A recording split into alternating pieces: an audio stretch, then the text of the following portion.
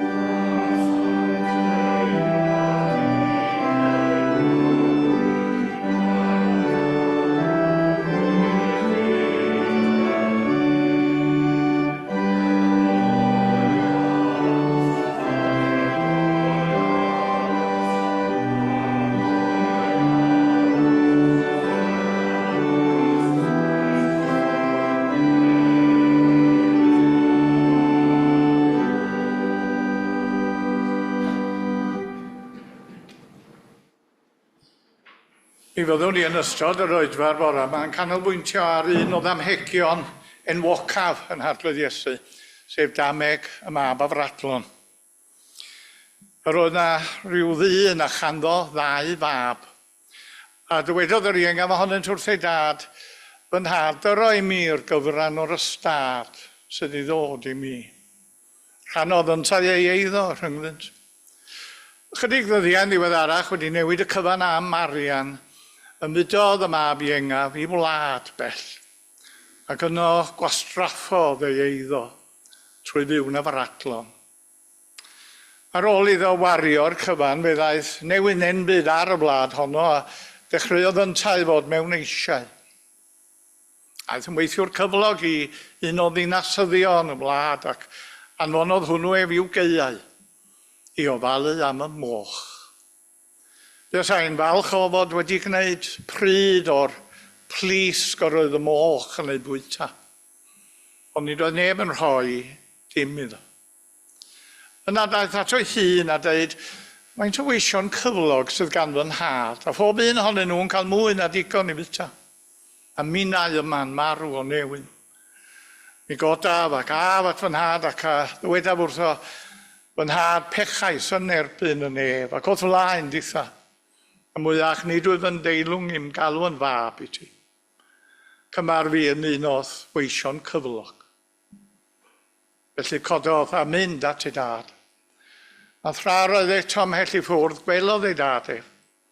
Rhedodd ato, tostyriodd wrtho, rhoes ei freichiau am ei oddf a'i gysanu. Ac meddai ei fab wrtho, fy nhad pechais yn erbyn y nef ac oedd flaen ditha, a mwyach nid oedd yn deilwng i'm galw yn fab i ti. Cymar fi yn un oedd weision cyflog. A meddai'r tad wrth y gweision, brysiwch, dewch â gwisg allan, yr orau un, rhowch chi amdano. Rhowch fodrwy am ei fus, sgidiau am ei draed, lladdwch y llop asgedig. Gadewch i ni wledda a llawen hau, oherwydd yr oedd hwn fy mab wedi marw a daeth yn fyw. Yr oedd ar goll a chafwyd hyd iddo. Yr oedd y mab hynaf yn y ceia. Ffanes awdd o at y tŷ ar ei ffordd adra, mi glywodd sŵn, cerddoriaeth, dawnsio. Galwodd un o'r gweision ato a gofyn, o be oedd ystyr hyn? Bod y frawd sydd wedi dychwelyd, meddai hwnnw wrtho. Ac am iddo gael yn ôl yn holliach, mae dy dad wedi lladd y llop asgedig. Ond diciodd ef. A gwrthod mynd i mewn. Felly daeth ei dad allan a'i gymell yn dair i mewn i'r tŷ. Ond o tebodd ef yr holl flynyddoedd hyn. Bym yn was bach i ti. Heb anafuddhau erioed i ddorchymyn, ond ni roddais i mi gymaint am un gafr i mi gael gleddau gyda'n cyfeillion. Pan ddychwelodd hwn, dy fab sydd wedi traflyncyd eiddo gyda ffyteiniau, fe leddais dy llop asgedig iddo fo. Fy mhlentyn, meddai tad wrtho. Yr wyt ti bob amser gyda mi. A mae'r cyfan sydd gen i fi yn eiddo i chdi.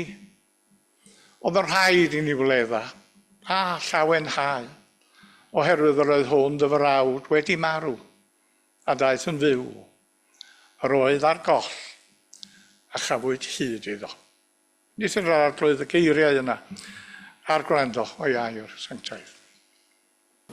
Diolch yn fawr iawn i chi am y croeso yma i'r Crwys. Mae'n bleser bob amser cael gwasanaethu yma yn eich plith chi, ond yn fraint arbennig wrth reswm i gael gwasanaethu ar y diwrnod pwysig yma yn hanes Eglwys y Crwys.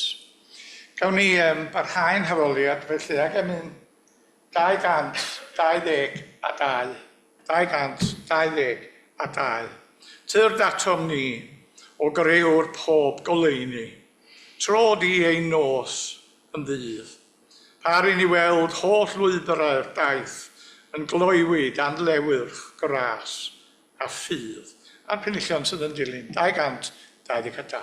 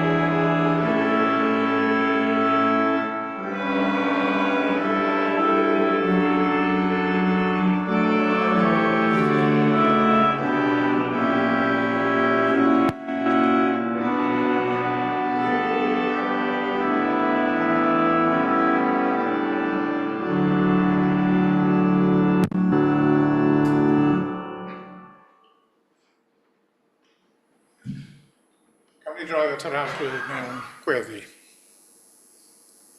Da, da ni'n diolch i ti am yn dwy'n ni at ein gilydd y bore yma, mwyn i ni fedru offrymu i ti yn mawl am diolch. Ac wrth i ni ymgynnull fel hyn ar ddiwrnod pwysig yn hanes yr eglwys hon, gweddi o ddiolch sydd gynnon ni yn anad dim heddiw. Diolch am y rhai sydd wedi bod wrthi gydol y blynyddoedd i gadw fflam ffydd ynghyn yn ein gwlad ni. Eraill a lafur iasant a ninnau a eithom i mewn i'w llafur hwy. Da ni'n erbyn dy bendith o dad ar waith Thomas yma yn y Crwys ac yn gofyn ar i ti fod yn gysur ac yn gynhaliaeth iddo. Da ni'n gofyn hefyd ar i ti roi iddo ras i ddyfal barhau yn dy wasanaeth. Wrthwydda ni'na i achub ar bob cyfle i'w helpu yn ei waith. Ni'n diolch o dad bod na rai fel Thomas sydd yn parhau i gynnal y ffydd, gweitha'r sialens a'r her sy'n ei wynebu nhw. Ni'n diolch dy bod ti'n dal i lefaru wrth dy bobl mewn amrywiol ffyrdd. Dy bod ti yn dal i alw arnyn nhw, yn dal i'w herio nhw, yn dal i'w gwahodd nhw i'th bresenoldeb. Ni'n gweddio dros yr rhai fydda wedi dymuno ond yn methu bod yn bresennol yn yn gwasanaethau heddiw. Rhai sydd wedi caethiwo gan lesgedd, gan afiechyd blin, neu amgylchiadau anodd. Ac yn ola o dad a ni'n gweddio dros eglwys yn y Gymru sydd ohoni. Eglwys sydd yn aml mor wan galon a di ymadferth. A da ni'n gweddio gael gweledigaeth newydd o'r Crist byw buddugoliaethus, fel y bydd o'i ffydd yn cael ei chadarnhau, a thystiolaeth yn cael ei rymuso, ac y galluogi'r eglwys i gyhoeddi yn eofn Iesu Grist yn arglwydd ac yn waredwr yn byd ni.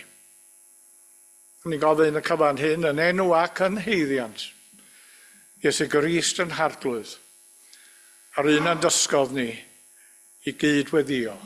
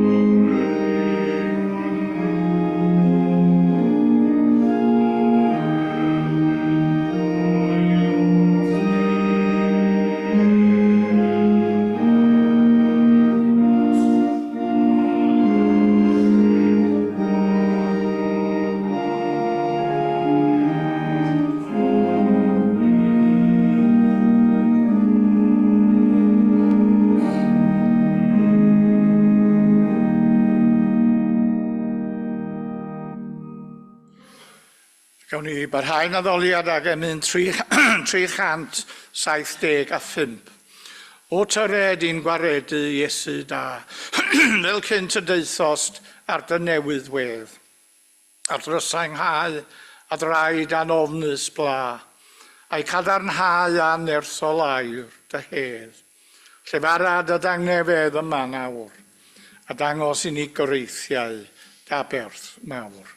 Ac yn y blaen, 375.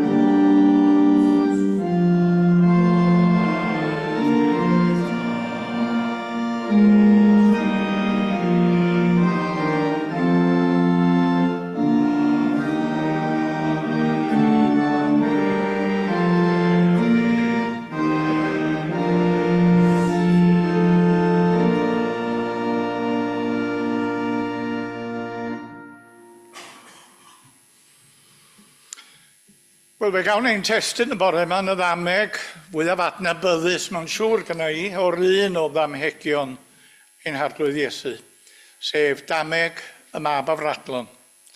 A darllen felly o'r 15fed benod o'r Efengyl yn ôl Luc. Dyna'r unig fan lle gwelwch chi'r ddameg yn yr Efengyla. Eiriau y tad wrth y mab hynaf. Fy mhlentyn, yrwy ti bob amser gyda mi, a mae'r cyfan sydd gen i fi yn eiddo i chdi. Fy mhlentyn, yrwy ti bob amser gyda mi, a mae'r cwbl sydd gen i fi yn eiddo i chdi. Geiriau y tad wrth ei fab hynaf yn ameg y Mab Afradlon. Wel, mi rydw i fel chitha siŵr o fod wedi gwrando ar lawer iawn o bregethau dros y blynyddoedd yn seiliedig ar y ddameg enwog yma o iddo Iesu. A phob pregeth yn ei dro wrth reswm hefo'i bwyslais nodweddiadol ei hun. Dwi wedi gwrando ar amball i bregeth sydd yn canolbwyntio ar y mab iengaf yn y stori ac yn gweld yn ei ymddygiad rhyw fath o esiampl ar yn cyfar ni. Esiampl o'r modd y dyla nina fod yn barod i edifarhau fel y gwnaeth o. Esiampl o'r modd y dyla nina fod yn barod i syrthio ar yn bai fel y gwnaeth o. Esiampl o'r modd y dyla nina ddysgu o'n camgymeriadau mewn bywyd fel y gwnaeth o. A dwi wedi gwrando ar bregethau eraill wedyn sydd yn canolbwyntio ar y mab hynaf yn y stori. Ac yn gweld yn ei ymddygiad o, wel, nid yn gymryd esiampl ond rhybydd. Rhybydd rhag i ni gael yn meddiannu gan rhyw hen ysbryd hunanol, trachwantus, cul, ariangar, fel oedd wedi i feddiannu o. A dwi wedi gwrando ar bregethau eraill wrth reswm sydd yn canolbwyntio ar y tad yn y ddameg. Ac yn gweld y tad, wrth gwrs, fel symbol o Dduw. Y Dduw yna sydd yn ddiderfyn ei gariad, a'i dostyru, a'i amynedd. Y Dduw yna sydd bob amser yn barod i dderbyn y pechadur edifeiriol yn ei ôl. Wel, rhyw bwyslais felly dwi wedi glywed wrth i'r ddameg yma gael ei hadrodd a'i phregethu o'n pwlpida ni dros y blynyddoedd. Ond y bore yma dwi am eich gwahodd chi geisio gweld y ddameg yma mewn goleuni dipyn bach yn wahanol. A dwi am awgrymu wrthych chi mai dameg sydd yma sydd yn pwysleisio i ni'r pwysigrwydd o ddysgu meddiannu yn iawn.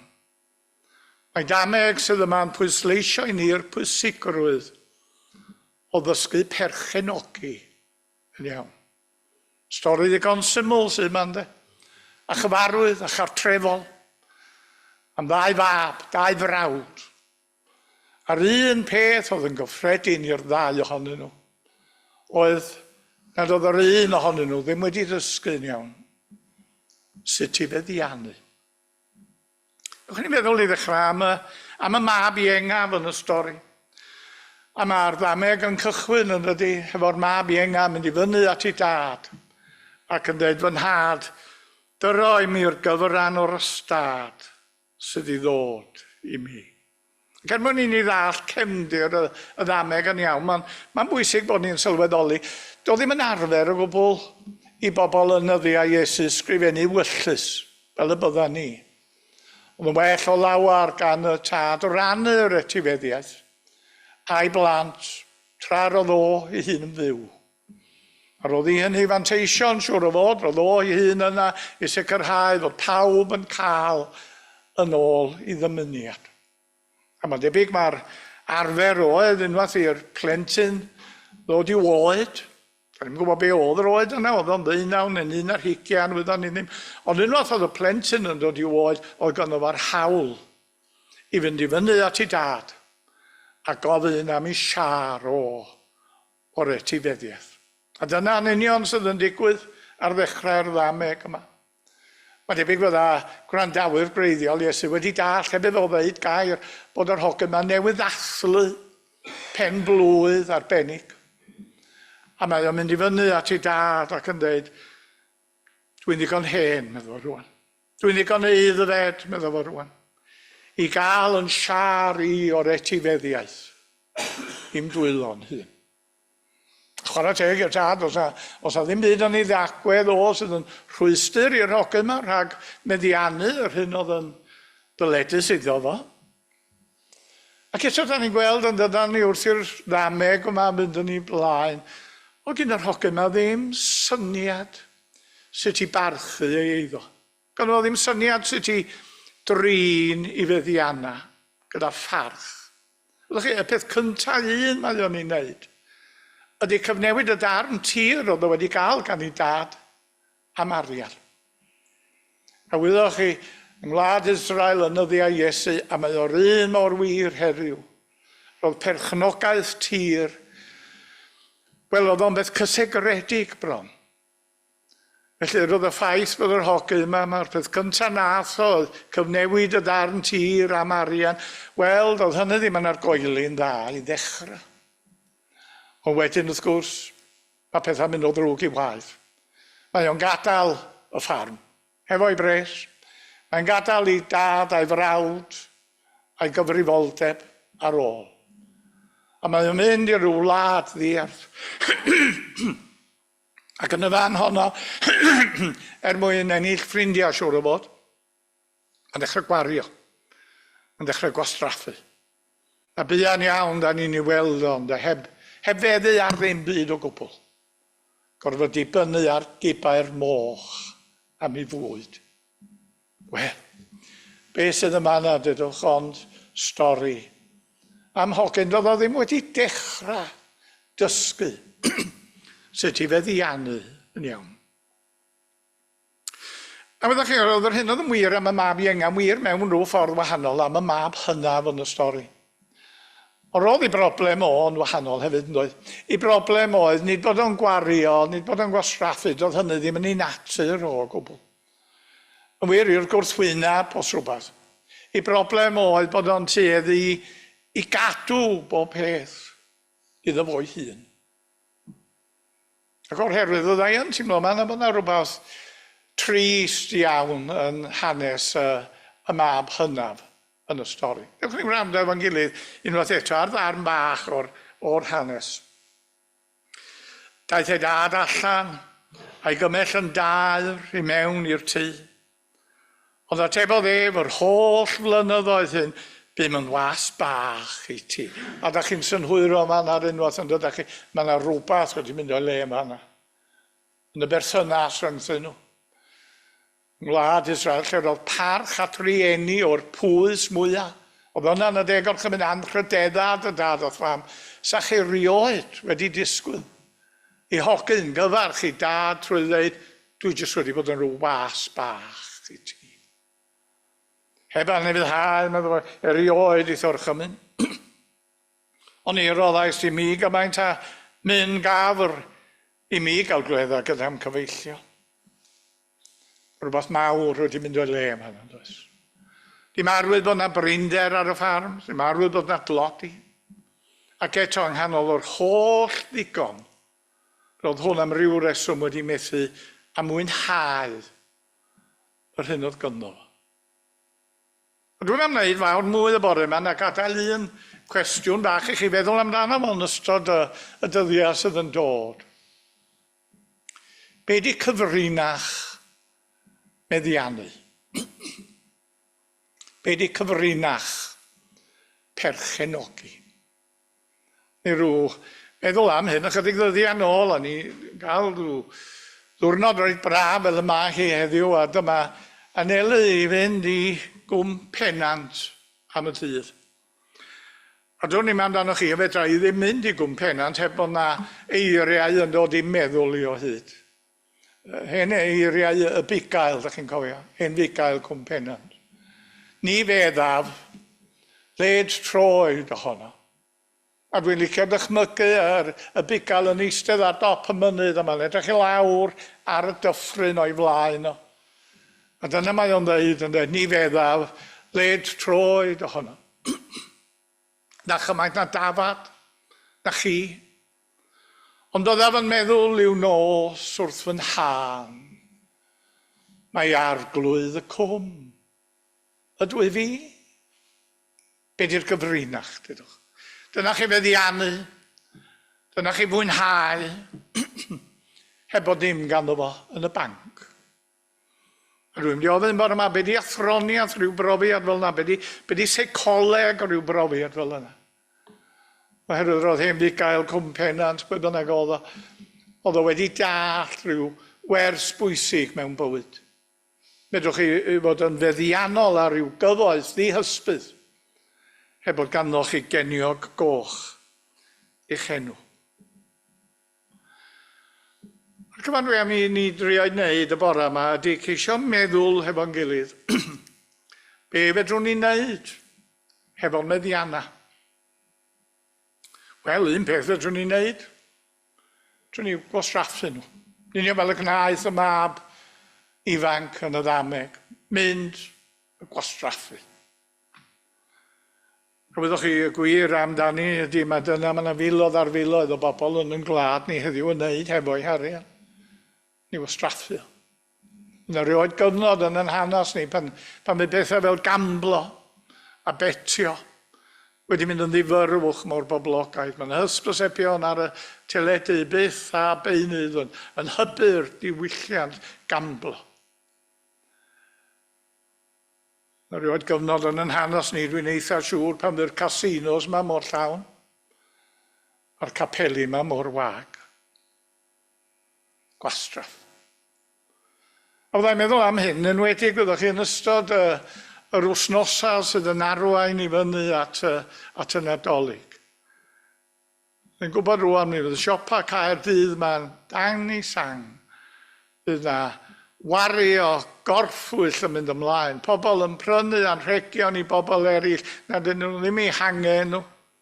Gyda aml iawn dyn nhw ddim hisio nhw chwaith. Gwastraff.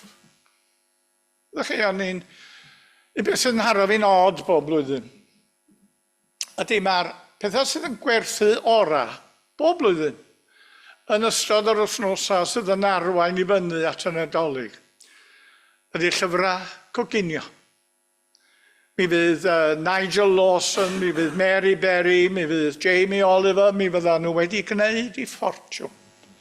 Oherwydd mi fydd yna filiynau o bobl yn prynu'r llyfrau coginio. Byddwch chi beth sy'n gwerthu ora yn ystod yr wythnos ar ôl y Nadolig? Llyfrau colli pwysa. Da chi'n mynd i brynu llyfrau ar ôl y Nadolig sydd yn dweud chi beidio bwyta'r holl gacena yna. Da chi wedi dysgu sut i gwneud nhw ar ôl chi brynu llyfrau cyn y Nadolig. Ech chi wastraff.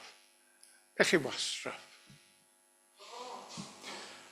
O mae yna rhywbeth arall fedrwch chi wneud hefo'ch arian. Mi fedrwch chi gadw y cwbl i chi eich hunan. O, pam la, i chi bio fo. Ych arian chi ydio. Wyddwch chi beth sy'n digwydd wedyn, a dwi'n meddwl bod awdur wel Iesu hun yn y ddameg yma, bod o wedi dall seicoleg y beth yma'n iawn. Dydach chi wedyn ddim yn cael dim pleser. Dydach chi wedyn ddim yn cael dim boddhad o'ch meddiannau. Dwi'n meddwl chi'n feddwl un gwahaniaeth mawr da ni'n weld rhwng y tad a'r mab hynna. Ydy'r gwahaniaeth yn ei hagwedd nhw, tuag at i meddiannau, tuag at y pethau os liciwch chi. Pan ddath y mab iengaf yn ôl, oedodd y tad na ddo. Ddim am foment i ddefnyddio rei o'r pethau i groesawu i fab ifanc yn ôl i'r cartra. Brysiwch, meddwl, dewch ar wisg allan. Nid i rywun yr orau un. Rhowch chi amdano. Rhowch fodrwy am ei fus, gidiau am ei draed, lladdwch y llo pasgedig. Gadewch i ni ddefnyddio dipyn o'r pethau yma i ddangos i'r hogyn yma bod yna groesoedd o nôl ar yr aelwyd mewn gwirionedd. Mor wahanol ynddo. Mor wahanol oedd agwedd y mab hynna. Mae o'n edliw y gwario. A da chi'n cofio beth ddigwyddodd iddo fo? Doedd o methu mynd i mewn i'r tŷ. Da chi'n cofio i rannu yn y canu ac yn y llawenydd ac yn y dawnsio. Yr hogyn yma oedd yn gwrthod defnyddio dim o'i feddiannau groesawu i frawd yn ôl. Wel, mi fethodd o am mwynhau hyd yn oed mynd gafr o blith y stoc i gyd. Doedd o ddim wedi dechrau dysgu y gyfrinach o feddiannau. A mae yna wirionedd mawr yn hyn yn does. Y bobl yma, falle bod nhw wedi ennill rhyw bres mawr ar y loteri. Ac yn aml iawn, mi welwch chi, mae nhw ydy'r bobl lleia bodlon i byd yn aml iawn. Cofio gofyn i rywun unwaith, da chi'n prynu tocyn lottery? Ac oedd ei atab o'n ddiddorol ac annisgwyl iawn. Na, fydda'n meddwl. Oherwydd, boswn ni ofn ennill. Nid ofn colli, da chi'n sylwi. Boswn ni ofn ennill. Hynny di oedd wedi gweld y bydda'r holl broblemau fydda'n dod yn sgil y meddiannu ar ennill. Bydda'r holl broblemau, fydd na ddim hapusrwydd i'w gael o'r ennill yna. Dwi am ddefnyddio un gair bach arall cyn i mi derfynu am y bora. Y gair o bosib byddwch chi'n disgwyl ni ddweud rhywbeth amdano gan nhw'n i'n sôn am feddiannu. A dyna ydi o, rhoi. Rhoi. A dyma chi air arall sydd yn gwbl allweddol yn y ddameg yma. Dych chi'n cofio pen ath yr hogyn i wlad bell a mae o'n gwario'i arian i gyd, yn gorfod dibynnu ar gibau'r moch. Ac wedyn mae'n cael, ac nid oedd neb yn rhoi dim iddo. Syniad yma o roi, ynddo. Gwyddoch chi, mae'r Elys yna, mae'n aml iawn yn dweud bod yna fwy a fwy o angen yn y byd ni heddiw ac eto ar gyfer taledd, mae yna lai a llai o bobl yn cyfrannu. Cofio, chydig blynyddoedd yn ôl bellach, o'n i mewn cynhadledd drawn yr Unol Daleithiau. Ac fel oedd y bws yn mynd i mewn i Efrog newydd, oeddwn ni'n gweld un o'r billboards anferth yma, da chi'n ei weld yn yr America. Ac o'n i'n sylwi ar y geiriau oedd ar y billboard. Are you contributing enough to the most important charity? Ac o'n i'n meddwl i ddechrau, wel, chwarae teg ynddo, i'r Americanwyr am wario arian i geisio hybu elusennau'r byd yma. Neu leia, dyna o'n i'n ei feddwl. Nes i mi ddarllen o dipyn bach yn fwy gofalus. Are you contributing enough to the most important charity? Ac o dan oedd y geiriau, your pension. Your pension. Nid Oxfam, da chi'n sylwi. Nid achub y plant. Nid cymorth Cristnogol. Na'ch pensiwn chi eich hyn. A digwydd bod oeddwn ni yna ar adag pen oedd y Trump newydd gael ei wneud yn arlywydd. A byddwch chi mae'r peth cyntaf un a wnaeth o ar ôl dod yn arlywydd, mi ddaru o hanneru'r gyllideb oedd yn draddodiadol wedi mynd i helpu rhai o wledydd mwyaf anghennus y byd. Dyna un o sgil effeithiau mwyaf anffodus yr America First, yr hen mantra na oeddech chi'n glywed o hyd. Make America Great Again.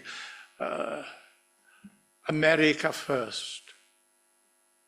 Roeddech chi pen da ni'n troi at yn gwlad yn hynny. Siwr o fod bod ni'n teimlo bod yna rhywbeth mawr o'i le yn y ffordd mae cyfoeth yn gwlad ni'n cael ei ddosrannu.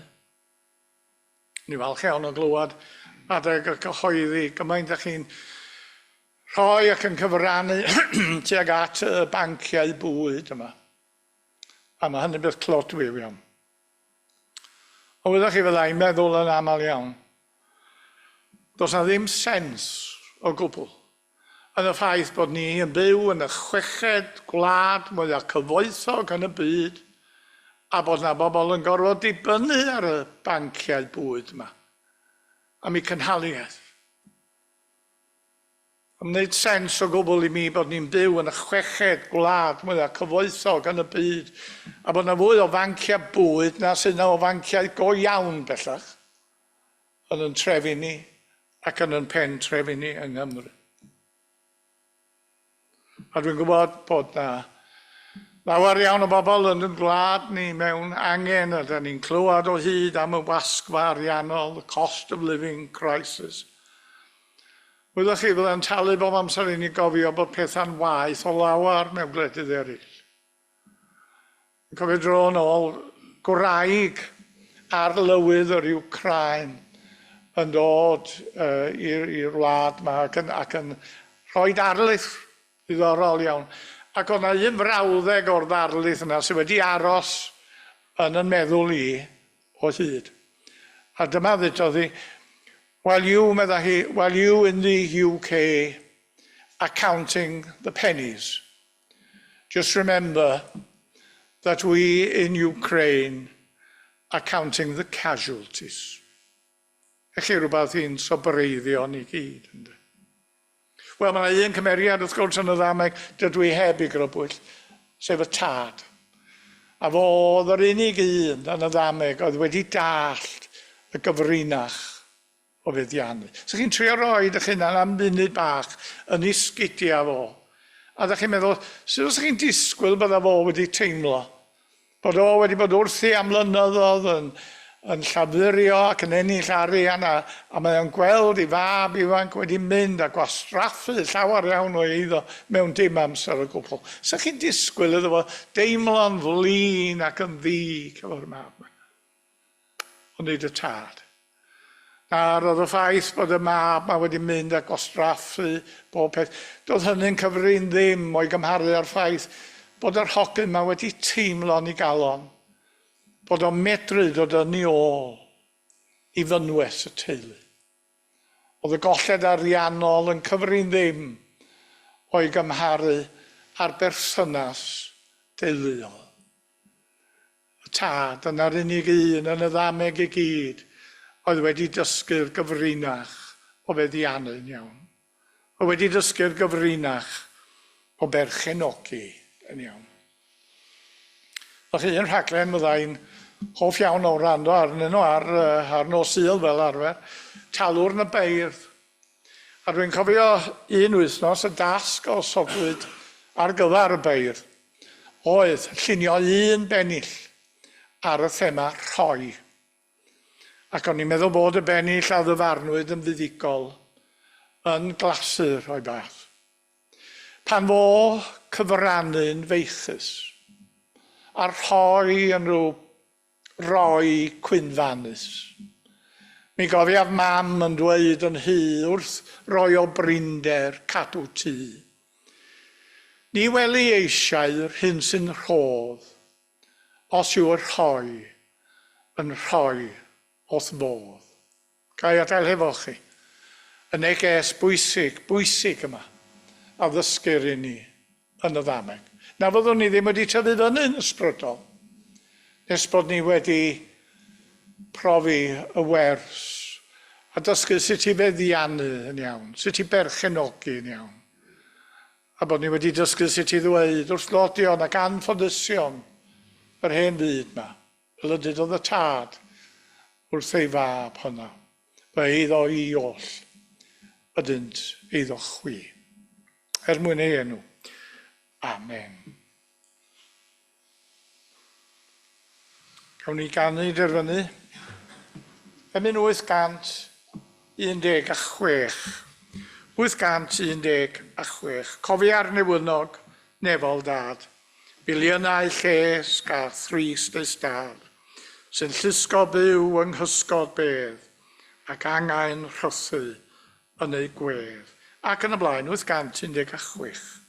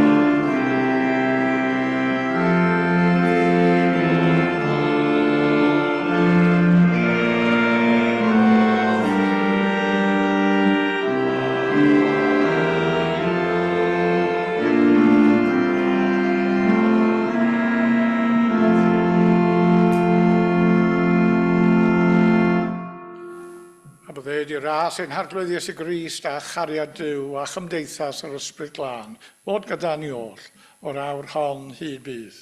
Amen.